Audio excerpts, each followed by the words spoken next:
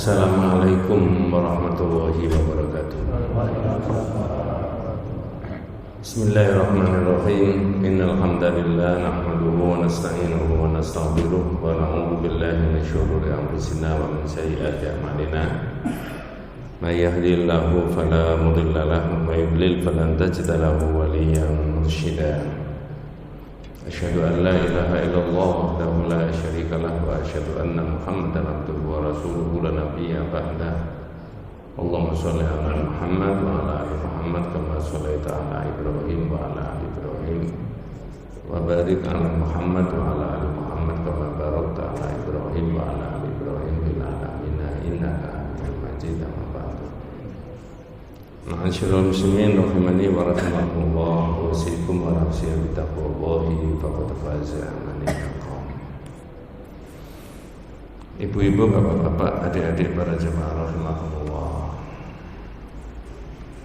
Penjelasan mengenai dua kalimat syahadat asyhadu an la ilaha illallah wa asyhadu anna Muhammadar Rasulullah itu di masjid ini insya Allah sudah diterangkan sampai kurang lebihnya 97 kali. Dihitung dari mana? Dihitung dari kitab yang pertama itu pembahasannya ada 67 judul, kitab yang lama. Mungkin kita tidak mengikuti di bagian-bagian awal karena sudah cukup lama ya, sebelum masjid ini direnovasi kalau tidak salah begitu waktu itu. Sampai direnovasi, Covid dan seterusnya. Kemudian kitab Firqatun Najiyah itu ada 45 judul, insya Allah sudah dibahas kurang lebihnya 20 judul. Oh, kalau begitu maknanya dua kalimat syahadat itu variasinya banyak sekali. Ya, itulah maka orang kafir kalau masuk Islam itu disuruh syahadat dulu.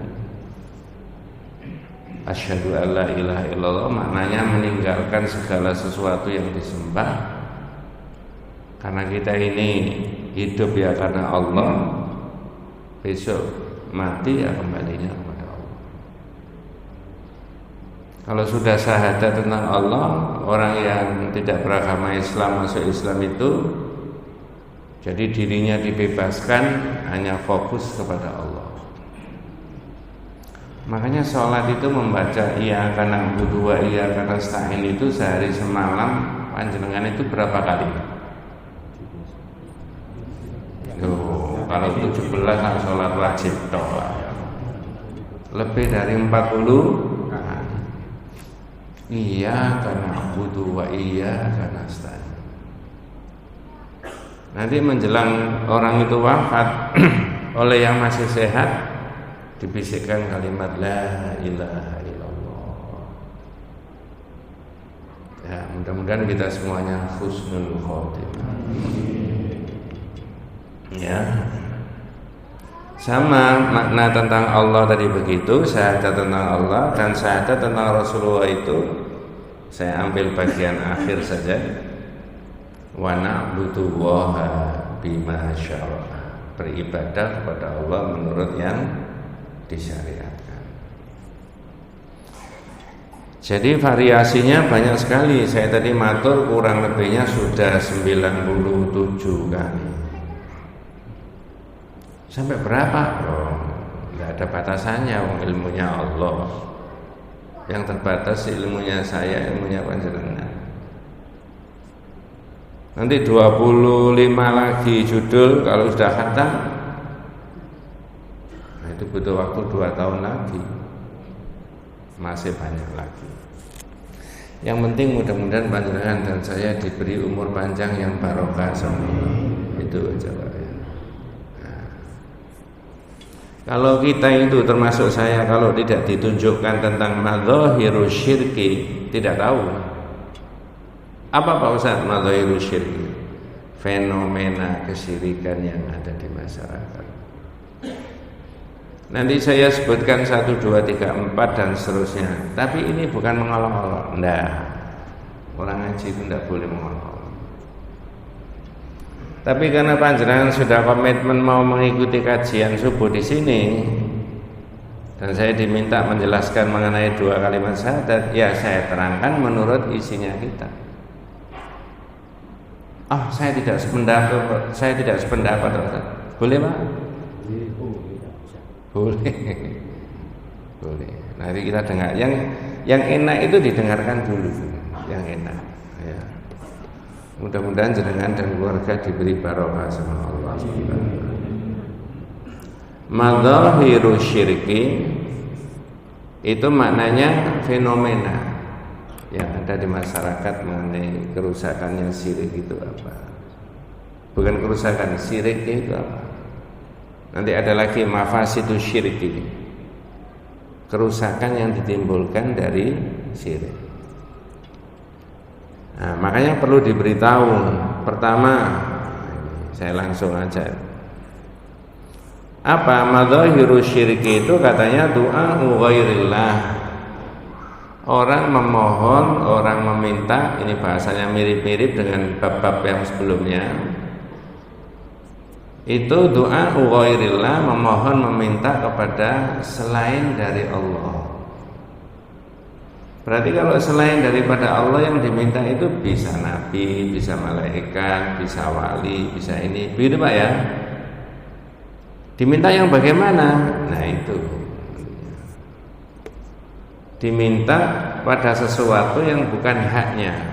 Tidak bisa memberi rezeki, tidak bisa menyembuhkan orang yang apa? Sakit ya. Tidak bisa. Ya itu semuanya haknya Allah. Wa yudharu dzalika fil asyanid katanya. Panjenengan dan saya, apalagi bapak-bapak ibu-ibu yang seusia dengan saya, manula, ya betul Pak ya. Jenengan kok ndak ngaku itu itu sudah manula. Itu mungkin tidak akrab dengan ini. Wa yulharu dzalika fil asyanid. Nampak dalam apa? Nasyid wal qasaid, qasidah. Makanya kan tidak akrab qasidah. Tapi oleh penulis kitab tauhid ini dianggap ada Mas di situ. Mungkin orangnya nggak terasa karena fokus di lagunya. Cuma saya nggak bisa melakukan ini Pak. Nggak enak pagi-pagi kok menyanyi. Ya. Apa contohnya? Nah ini. Kata kitab ini allati tuqalu, yang sering diucapkan orang, entah orang itu sadar atau tidak. Ya imam ar-rusuli ya sanadi anta babullahi wa mu'tamadi. Nah, jenengan titeni nanti. Bait-bait yang mana yang itu dianggap ada kandungan itu bisa dianggap memohon tidak kepada Allah dan tidak bersandar kepada Allah. Itu loh maksudnya Pak ya. Makanya disebut fil asyanid wal qasaid, dan nasid di dalam qasidah. Itu kan memuji-muji Nabi. Nanti dulu. Nah, kita lihat dulu apa? Ya imam ar-rusul ya sanadi anta babullahi wa mu'tamadi. Wahai imamnya para rasul. Ya ini mungkin biasa. Para nabi itu memang sayyidul anbiya. Ya, tuannya para nabi. Besok di akhirat itu Nabi pernah mengatakan begini, ana sayyidu waladi Adam yaumal qiyamah. Mas, saya ini tuannya anak Adam besok pada hari kiamat. Kok bukan Nabi Adam Pak? Bahkan Nabi Adam itu Nabi yang pertama kali, bahkan manusia yang pertama kali. Bukan. Karena Nabi Adam itu masih ada kesalahannya kepada Allah. Kok bukan Nabi Nuh? Padahal Nabi Nuh itu adalah Rasul yang pertama kali diturunkan oleh Allah ke dunia. Bukan. Karena Nabi Nuh itu punya kesalahan sama Allah. Kok tidak Nabi Ibrahim yang merupakan Abul Anbiya, bapaknya para nabi, cikal bakalnya para nabi itu semua keturunannya dari Nabi Ibrahim. Enggak, Nabi Ibrahim itu juga punya kesalahan. Ujung-ujungnya panjang, tapi Nabi Muhammad sendiri yang Sayyidu waladi Adam, sayyidnya anak Adam. Coba tak selipkan sedikit, mudah-mudahan jenengan tidak lupa. Apa kesalahannya Nabi Adam, Pak? Makan buah. Ikut keterangannya panjang, tapi sampai di situ. 2. Nabi Nuh apa kesalahannya, Pak? Tak kasih opsi. A, saya kalau menyebut 1 apa 2 itu langsung orang gini itu, saya tidak enak gitu. Makanya A, B saja. Ngerti maksud saya, Pak? Tidak ngerti tidak apa-apa kok. A, apakah Nabi Nuh dianggap tidak bisa mendidik anaknya? B, anaknya sudah wafat karena tenggelam dalam keadaan kafir, naudzubillah min dzalik, masih diakui sebagai keluarga. A apa B? B, yang benar itu B. Ini loh makanya saya dan panjenengan itu kewajiban moral kepada Allah supaya anak cucu kita itu imannya sama dengan kita, Pak. Ya, memohon serius kepada Allah supaya anak cucu kita itu sama dengan kita. Bab naudzubillah min dzalik, ketika ada orang itu kemudian salah seorang di antara putranya itu kemudian keluar dari Islam secara keimanan, itu sudah tidak boleh disebut sebagai apa? Keluarga. Wes, ini ada pembahasan berbeda lagi. Saya tanya, kira-kira kalau terjadi fenomena kayak begitu, dapat warisan anaknya, Pak? Enggak. Loh, di situ loh. Wes, Nabi Ibrahim juga enggak. Artinya Nabi Ibrahim itu tidak menghadap kepada Allah pada hari kiamat, tidak menyebut dirinya sebagai sayyidu waladi Adam, tapi Nabi Muhammad sallallahu alaihi wasallam. Apa kesalahannya Nabi Ibrahim? Saya sudah pernah jelaskan di sini. Goro. Ngerti goro, Pak? Berdusta. Tapi niat goronya kan supaya memberi pendidikan dan penjelasan toh. Ketika patung-patungnya dihancurkan semuanya, ditanya sama orang yang mau menyembah, ini siapa? Man fa'ala hadza bi alihatina ya Ibrahim. Ibrahim, yang berbuat gini ini siapa itu? Yang dituding sama Nabi Ibrahim? Ini bal fa'alahum kabirum hadza fas'aluhum in kanu yantiqun. Ini mungkin Pak yang paling besar itu loh. Coba sampai tanya. Niatnya memberikan edukasi, penjelasan, pendidikan. Wong ini kok disembah.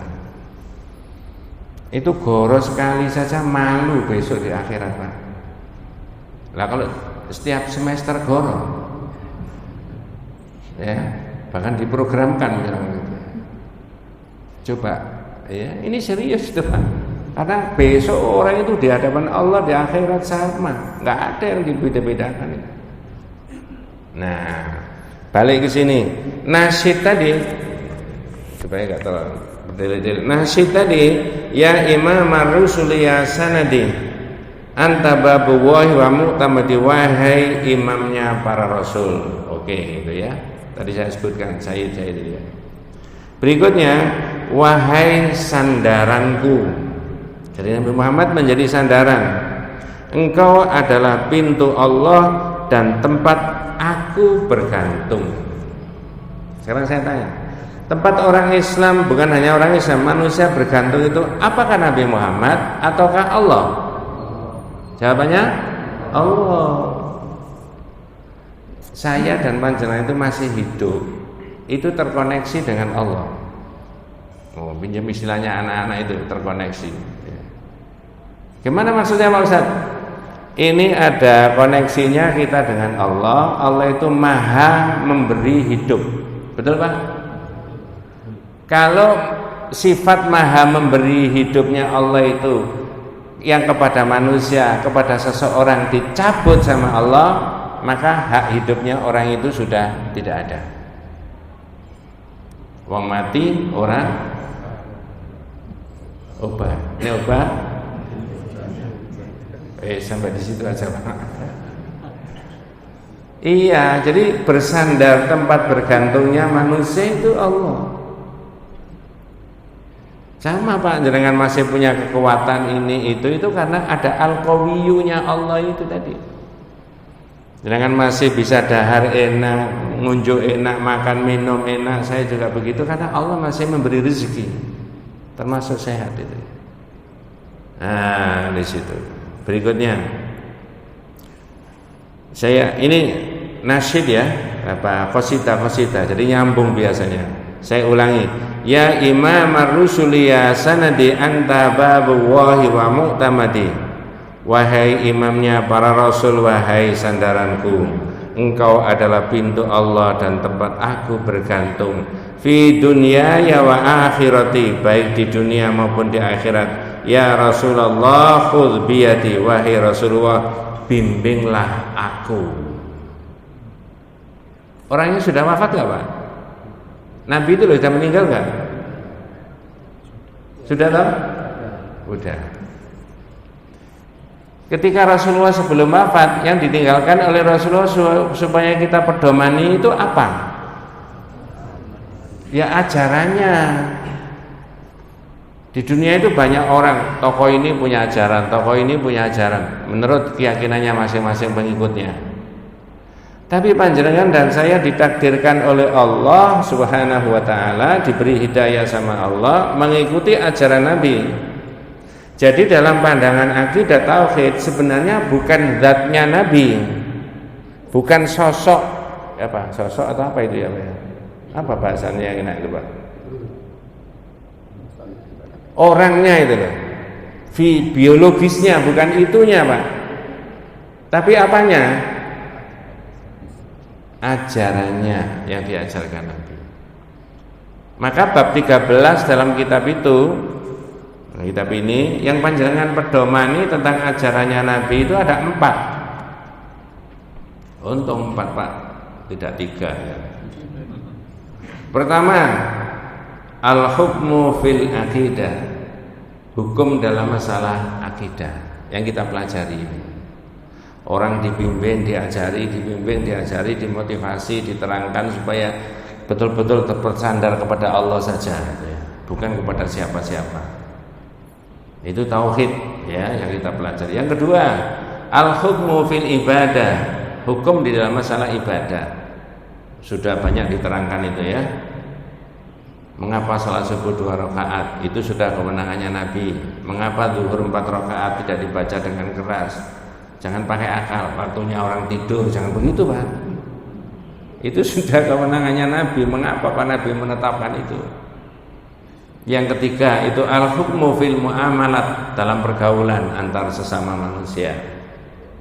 Yang kelima yang keempat al-hukmu fil hudud, yaitu hukum dalam masalah pidana dan perdata Islam. Itu warisannya Nabi dan itulah yang diamanahkan oleh Rasulullah kepada kita itu. Ya. Maka ya Rasulullah khudh biyadi, wahai Rasulullah bimbinglah aku. Tidak bisa, orangnya sudah wafat. Jangan pernah mendengar pidatonya Abu Bakar Pak ketika Rasulullah wafat? Pertanyaannya ngelambiar ya.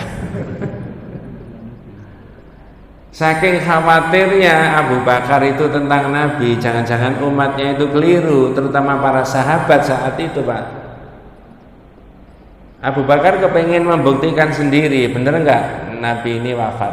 Didatangi di kamarnya Pak. Rasulullah sudah ditutupi kain. Saya kalau menceritakan begitu kan kadang ikut terenyuh Pak ya. Nabinya juga wafat. Abu Bakar membuka itu ini dicium sama Abu Bakar keningnya ini. Walaupun itu bukan sunnah ya, bukan syariat. Apa kata-katanya Abu Bakar? Ya Rasulullah, ma adyaba hayyan wa ma adyaba mayyitan. Nabi, engkau ini hidup mulia, wafat juga mulia. Mudah-mudahan kita masuk dalam doanya Abu Bakar itu tadi Pak ya. Hidup mulia, wafat juga apa? Mulia. Kemudian Abu Bakar keluar pidato panjang tapi potongannya ayyuhan nas qad araftum wa qad alimtum bi anna Muhammad qad mata. Wahai sekalian banyak orang, Anda tahu Nabi Muhammad telah wafat. Karena para sahabat saking cintanya sama Nabi, sepertinya tanda petik ya, tidak percaya kalau Nabi yang mati. Bahkan ada yang mengatakan, oh itu tidak meninggal, itu seperti Nabi Musa itu loh, zaman dulu meninggalkan umatnya selama 40 jam, bukan Pak, 40 hari. 40 apa? Hari. Abu Bakar yang menetralisir, ndak, telah wafat. Man kana ya'budu Muhammad fa inna Muhammad qad mata. Wa man kana ya'budu Allah fa inna Allah hayyun la yamut. Dan siapa yang menyembah Allah, sesungguhnya Allah itu hidup selamanya, tidak akan wafat. Terus Abu Bakar membaca ayat Al-Qur'an agak panjang, saya tidak menerangkan itu. Wa ma Muhammadun illa rasul qad khalat min qabli rusul afa immata aw qutilan qalabtum ala aqabikum wa man yanqalib ala aqibaihi fala yadurru syai'a wa sayajillahu syakirin. Ayat itu menjelaskan mengenai Nabi Muhammad ini seorang nabi yang tidak unik. Apa maksudnya tidak unik? Tidak satu-satunya sebagai nabi dan rasul, karena banyak nabi-nabi dan rasul sebelum Nabi Muhammad. Ketika orangnya sudah wafat, apakah kamu menjadi orang kafir? Nah, itu intinya ayat itu. Ayat itu ditulis di makamnya Rasulullah, ada 2 ayat yang ditulis di situ. Ya, satunya ya ayyuhalladzina amanu la tarfa'u aswatakum fawqa sautin nabiy. Jangan kamu meninggikan suaramu di atas suaranya Rasul. Jadi orang ziarah makamnya Rasul itu lewat saja, Pak. Nah, beda sama di sini duduk berlama-lama ya, membaca ini, membaca itu dan sebagainya. Ya, enggak, lewat saja. Doanya gimana? Ya, mendoakan Nabi. Kalau mendoakan Nabi itu wabil khusus membaca salawat apa? Nabi. Wis ada pembahasan sendiri itu ya. Tapi nasid tadi ya Rasulullah khudh biyadi. Berikutnya ma yubdiluni usri usra illa kaya atajal hadrati. Tidak ada yang menggantikan dari kesulitan kepada kemudahan kecuali engkau wahai mahkota keagungan. Namanya puisi, syair, nasid itu bahasanya begitu. Ya. Ma yubdiluni usri usra illa kaya atajal hadrati. Tidak ada yang menggantikan dari kesulitan kepada kemudahan. Nah, sekarang saya tanya, yang merubah kesulitan, kerepotan yang dialami oleh manusia, masyarakat, bangsa dan negara menjadi kemudahan, itu siapa? Ya, kalau di sini Nabi illa kaya tajal hadrati. Tidak ada yang menggantikan kesulitan kepada kemudahan kecuali engkau wahai wahai mahkota keagungan. Jadi begini inilah menurut penulis kitab tauhid ini merupakan madzahirus syirk. Itu fenomena kesyirikan yang sepertinya tidak disadari di masyarakat. Karena orang berorientasi pada apa? Pada apanya, Pak? Lagu. Nikmatnya lagu. Ya. Yang sebangsa dengan ini, sebangsa dengan yang mirip-mirip dengan ini banyak. Ya. Coba tak cek tak cek aja. Dengan teruskan nanti bisa apa tidak. Kalau tidak bisa berarti harus diulangi berkali-kali. Assalatu wassalamu alaika ya Rasulullah qad dhaqat. Terus ya. Nah ini kalau ya begini ini kalau pengajian nggak pakai ulangan itu ya. Assalatu wassalamu alaika ya Rasulullah qad dhaqat khilati adrikni ya Rasulullah. Semoga salawat dan salam dilimpahkan Allah kepada engkau wahai Rasulullah. Sungguh usaha saya ini sudah mentok, tolonglah saya wahai Rasulullah. Nah sekarang tak tanya, Nabi Muhammad masih bisa dimintai pertolongan, Pak? Kalau di tauhid yang enggak. Lalu iyyaka na'budu wa iyyaka nasta'in dikemanakan? Jenengan itu loh, mulai dari pojok sana sampai pojok sana saya tanya, apa sih Pak, Bu, maknanya iya karena butuh iya karena nasta'in itu? Bahasa Indonesianya, hanya kepadamu ya Allah kami menyembah, dan hanya kepadamu kami minta. Lah kalau lafal-lafal kayak begitu ya nabrak itu tadi. Itu loh yang ditulis penulis tauhid itu, madzahirus syirki tadi, fenomena kesirikan yang ada di masyarakat. Nun sewu Pak, ini bukan mengolok-olok, enggak boleh. Tapi karena saya diberi kesempatan untuk mengajarkan dan membacakan isinya kitab tauhid, ya saya bacakan kayak begitu. Kalau enggak manut Pak, ya kalau enggak manut ya terserah padamu. Aku begini adanya. Nah itu guyon Pak ya. Inilah ya, itu nyata ada di masyarakat. Ya, ada lagi Pak. Wah ini kalau saya kemukakan semuanya nanti cuma cerita tok itu, sampai awan. Ya, jadi kan pernah mendengar begini, entah berapa kali, puluhan kali saya sudah ngomong di sini. Alaika ya salam khairul anbiya, assalamu alaik. Ini bait yang pertama.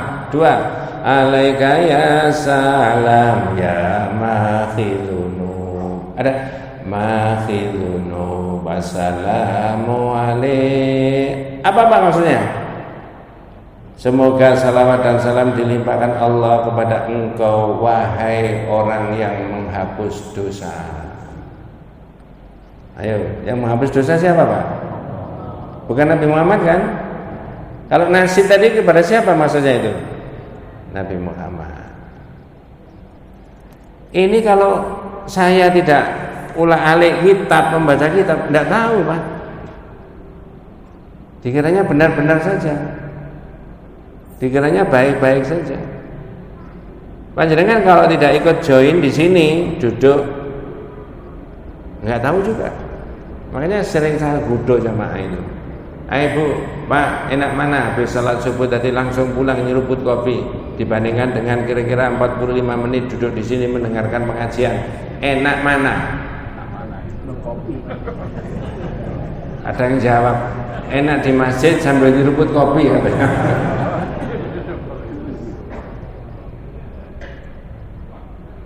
Tapi bukan kita memilih pulang. Mumpung ada kesempatan, masih sehat Pak Ustaz, sak mampunya. Mudah-mudahan menambah kebaikan dan mudah-mudahan besok bisa memberatkan amal soleh di akhirat. Betul Pak ya? Nah, apa komentarnya di dalam kitab ini? Walau sami'a Rasulullah mithla hadza latabarra'a minhu. Ini komentarnya terhadap nasi tadi. Terus saya tambahi 2 poin tadi.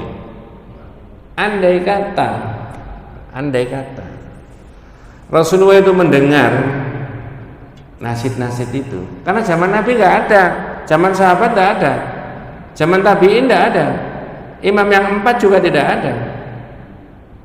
Ya, orang itu saking cintanya kepada Nabi lalu diwujudkan dalam bentuk begitu, membuat syair-syair memuji-memuji tadi. Kalau di tauhid ya enggak. Jangan ini mencintai Nabi apa bukan Pak? Apa tidak?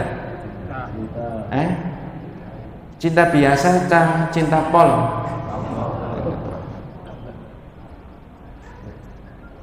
Lah kalau cinta pol sama Rasulullah ya mengikuti yang diajarkan. Nanti di bagian akhir itu ada judul Kaifa nuhibbu waha wa rasulahu. Bagaimana kita mencintai Allah dan mencintai Rasulullah. Nah itu ketika terjadi pertentangan antara kehendak yang kita cintai dengan kehendaknya Allah dan kehendaknya Rasulullah, yang dimenangkan siapa? Nah, begitu loh. Kehendaknya anak, kehendaknya suami, kehendaknya istri, kehendaknya teman, kehendaknya ini berlawanan dengan apa yang ditetapkan oleh Allah dan Rasulullah. Kalau terjadi konflik kepentingan kayak begitu, yang dimajukan yang mana itu? Yang diutamakan. Kalau yang diutamakan itu berpijak pada kebenaran yang diajarkan oleh Nabi, berarti itu mencintai siapa? Nah, begitu nantinya. Maka kitab ini lau sami'a rasul mithla hadza la tabarra'a. Tentu Nabi itu akan berlepas diri. Jangan begitu, Mas. Siapa yang bisa merubah kesulitan menjadi kemudahan itu? Saya nggak bisa. Saya sendiri juga menghadapi banyak kesulitan kok dalam hidup saya.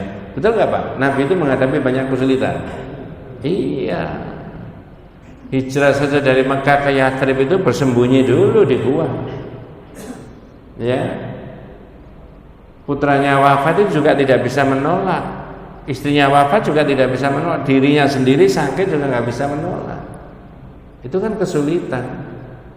Kekalahan di perang Uhud termasuk mamanya dibunuh sama Waqsi itu juga itu kesulitan. Nabi tidak bisa menolak itu. Nah kemudian timbullah orang-orang yang melebih-lebihkan Rasulullah tadi, Pak ya. Di dalam kitab yang lama itu sudah diterangkan Nabi itu dawala tutruni kama atratin nasara Isa bin Maryam innama ana abdun faqulu abdullahi wa rasuluh. Janganlah kalian itu memuji-muji aku. Nah itu Nabi nggak kersa, Pak. Sebagaimana orang Nasrani itu memuji-muji Al-Masih. Kebablasan nggak orang Nasrani itu memuji-muji Al-Masih tadi? Kebablasan. Nah itulah yang dikhawatirin Nabi. Sampai hadis sahih rawahul Bukhari Muslim itu menerangkan begitu, la tutruni kama atratin nasara Isa bin Maryam. Jangan memuji-muji aku sebagaimana orang Nasrani memuji-muji Al-Masih ibn Maryam. Kalau tidak boleh memuji-muji Nabi, innama ana abdun faqulu abdullahi wa rasuluhu. Aku hanya cuma sebagai hamba Allah. Kalau menyebut dan memanggil saya Muhammad Abdullah, Muhammad siapa? Rasulullah. Idzan la yubdilul usra bil yusri illallah wahdahu. Tidak ada yang bisa merubah kerepotan menjadi kemudahan itu kecuali siapa? Allah. Bukan haknya Nabi. Bu, zaman Nabi itu ada mak-mak yang bilang gini, fina nabiyyun ya'lamu ma fi ghadan. Itu mak keceplosan ngomong gitu. Apa maksudnya? Untung ya kita itu ada Nabi yang mengerti besok apa yang akan terjadi itu tahu. Orang Nabi ditegur, tidak boleh.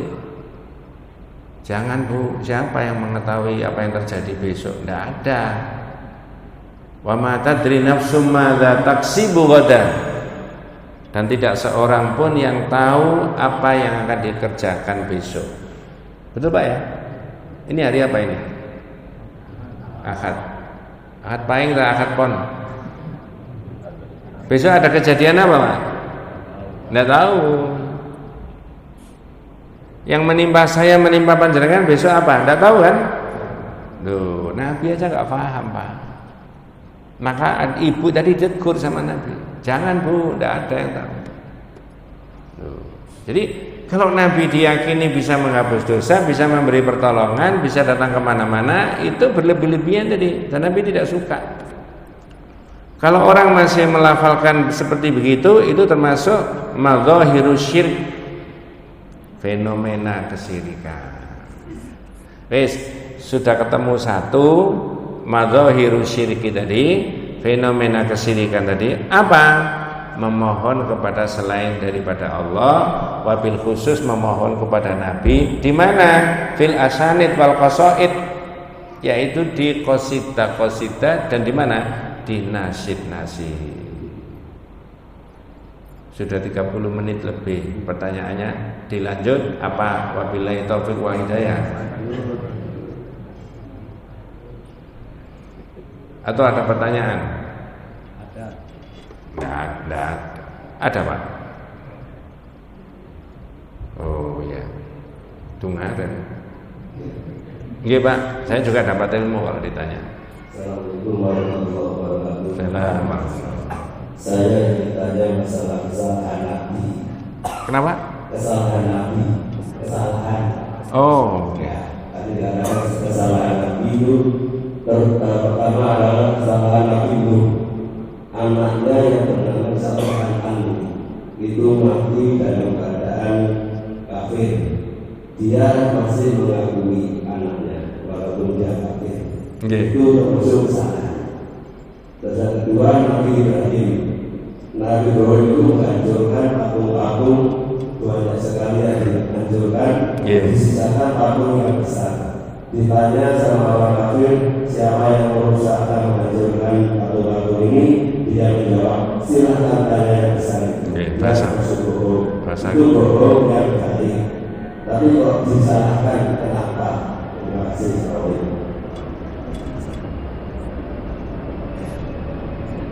Iya, kenapa ya?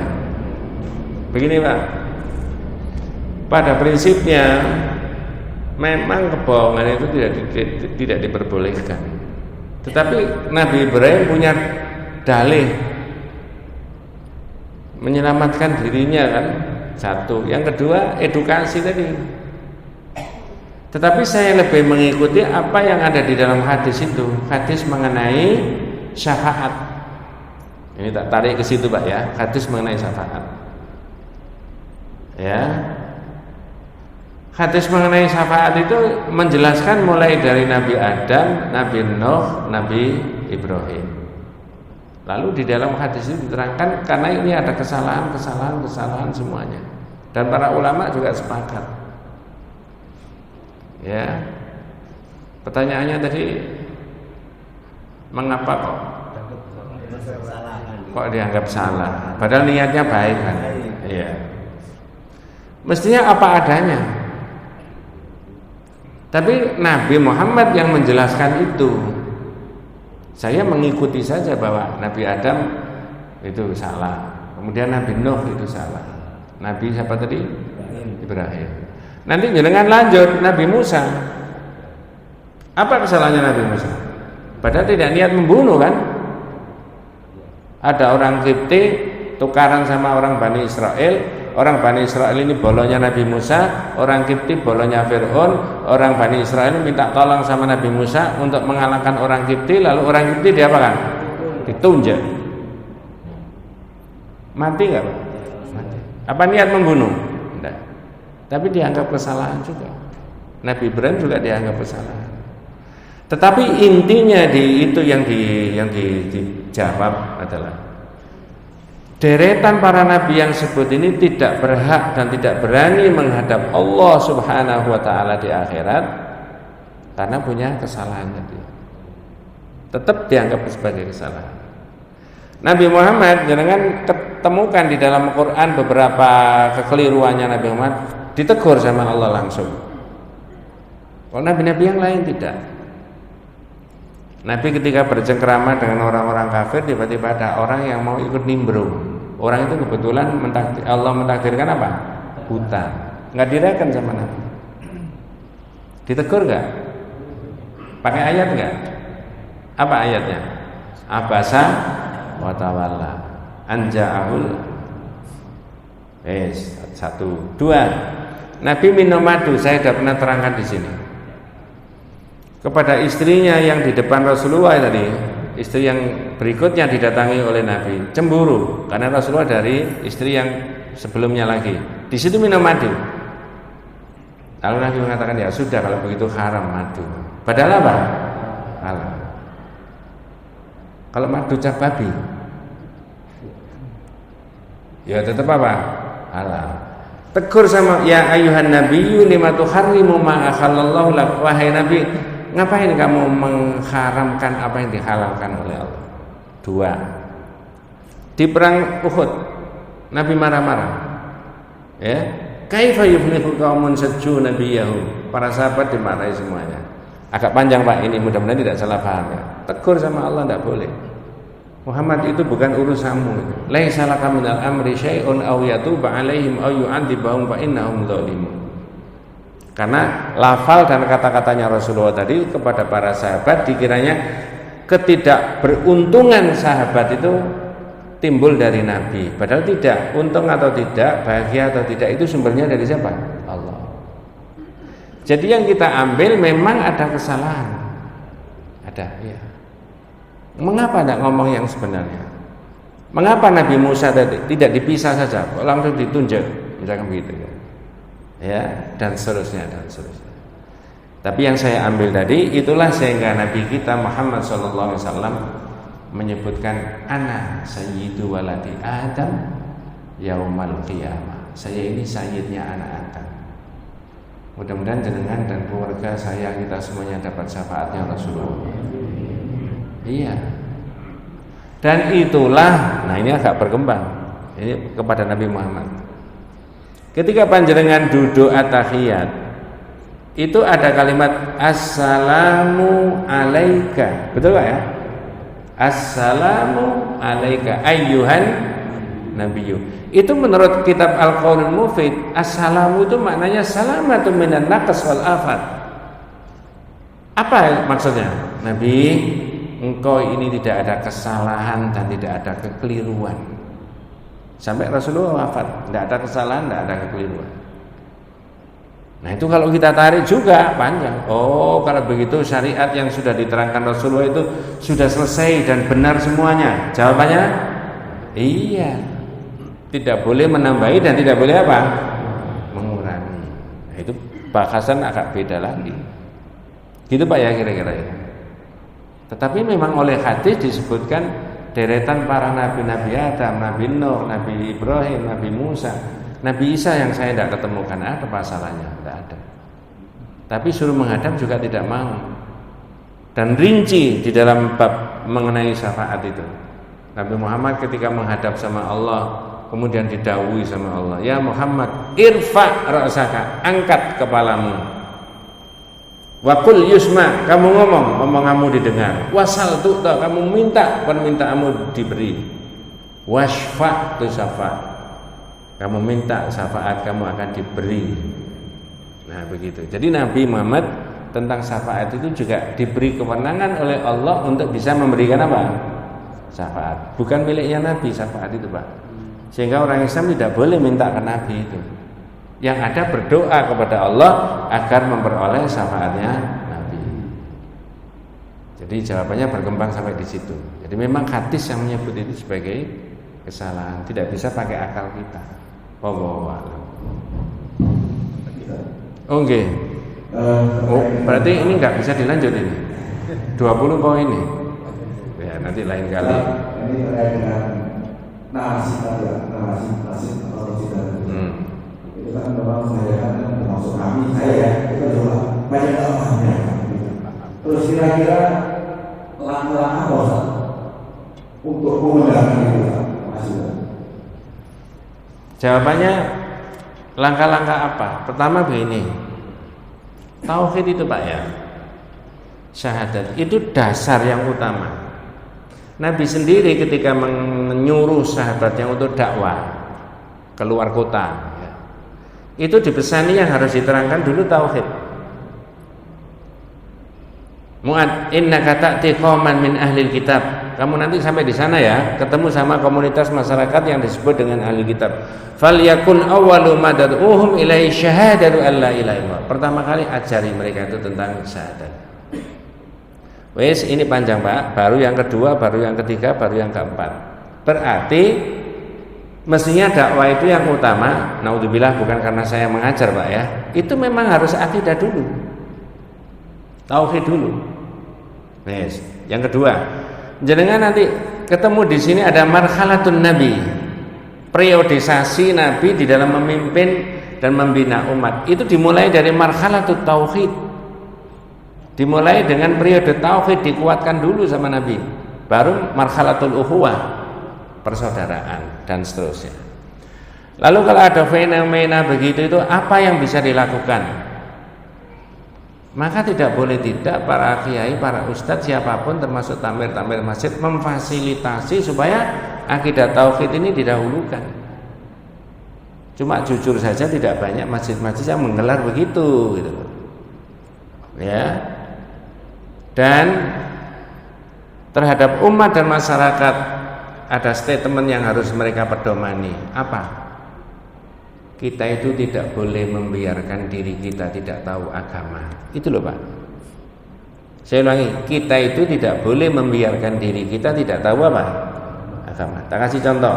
Mohon maaf ini bukan siapa-siapa. Ketika ada orang disuruh wudhu padahal dia tidak pernah belajar caranya wudhu, mohon maaf, bisa salah nggak? Urut-urutannya bisa salah? urut-urutannya saja salah. Kemudian sampai di tingkat berapa yang divajo harus kena air. Ada kalanya orang nggak ngerti cuma separuh begini. Padahal hadisnya Rasulullah mulai dari mana sampai kemana? Dari ujung jari sampai di siku. Ada nggak orang kemungkinan sampai di sini? Nah, itu karena ketidakpahaman. Maka tradisi Islam itu adalah orang mencari ilmu itu luar biasa pahalanya, Pak. Jadi solusinya gimana? Ya itu tadi. Di sekolah-sekolah harus diajarkan ini. Tapi saya selalu mengatakan kalau ada yang berbeda pendapat, saya memahami dan saya mengerti. Ya, karena ini panjang Bulian kalau cerita itu. Saya juga pernah disalahpahami orang ketika saya menerangkan Rasulullah tidak bisa dimintai pertolongan tadi dengan lafal saya yang saya kemukakan tadi.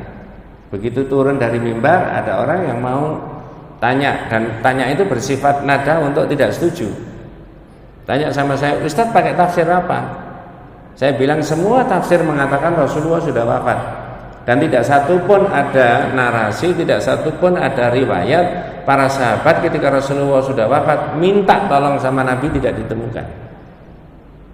Justru saya bisa berbalik kepada tanya sama Anda pakai ilmu apa kok Nabi itu masih bisa dimintai pertolongan? Bukankah iyyaka na'budu wa iyyaka nasta'in? Bukankah idza sa'alta fas'alillah wa idza sta'anta fasta'in billah? Jadi ada kalanya itu selalu dikumandangkan nasid-nasid seperti begitu. Satu, ketidakfahaman orang apa maknanya dan isinya, dan kurang gencarnya dakwah tauhid itu yang pertama. Dan yang kedua adalah ada pandangan yang beda tadi.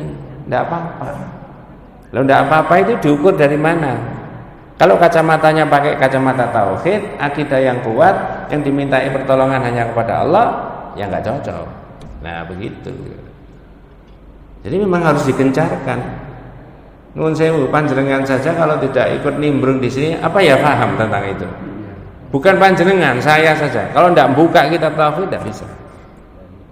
Betul Pak, saya punya 14 kitab tauhid. Yang saya ajarkan baru 7 kitab tauhid. Padahal sudah tua. Ilmunya masih banyak. Mudah-mudahan kita semuanya diberikan rahmat, diberikan barokah, diberikan hidayah, umur panjang yang barokah, Pak ya. Adanallahu wa iyyakum ajmain. Kita tutup dengan doa kafaratul majlis. Subhanakallahumma wa bihamdika asyhadu an la ilaha illa anta astaghfiruka wa atubu ilaik. Assalamualaikum warahmatullahi wabarakatuh.